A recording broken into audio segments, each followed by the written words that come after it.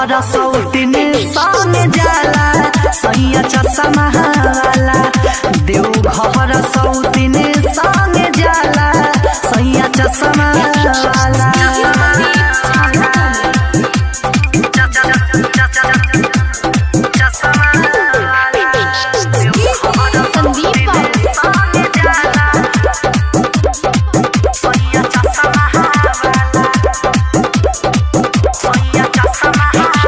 हथवा में हाथ डाली चले ले डगरिया रहिया में बोल बम के बोली जय करिया बोली जय करिया।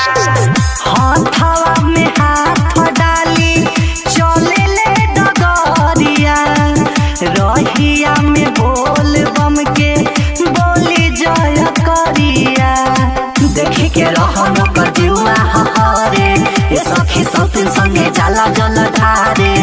ए सखी सौतिन संगे जाला जल ढारे। दुनू रे कान्हावा पर धइले बा कावर एगो अपन ओकर वाला सैया चश्मा वाला सैया चश्मा वाला।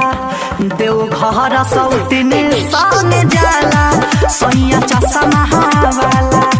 देव घर सौतिन संग जाला सैया चश्मा वाला।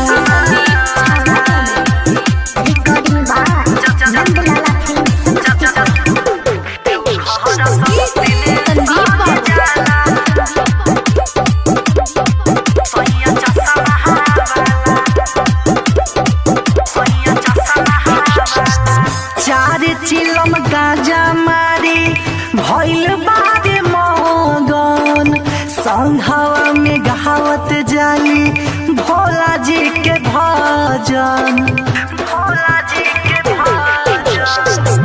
चार चिलम गाजा मारी भइल बारे मगन संघवा में गहावत जाली भोला जी के भजन। सुल्तानगंज से उजाला उठैले पंकज बोलमुआ संगे देवा घर गइले। रोशन नितेश संगे देवा घर गइले। गइले ना दानी बुझो परेशानी ओकर के कुछ ना बुझाला सैया चश्मा वाला सैया चश्मा वाला। देव घर सौतिन संग जाला सैया चश्मा वाला। देव घर सौतिन संग जाला सैया चश्मा वाला। केसिया का कहाई मोछिया रंगाई पेन्ही के गेरुआ गले माला सैया चश्मा वाला सैया चश्मा वाला। देव घर सौतिन संग जाला सैया चश्मा वाला। देव घर सौतिन संग जाला सैया चश्मा वाला। Recording by Nandlala film Samastipur.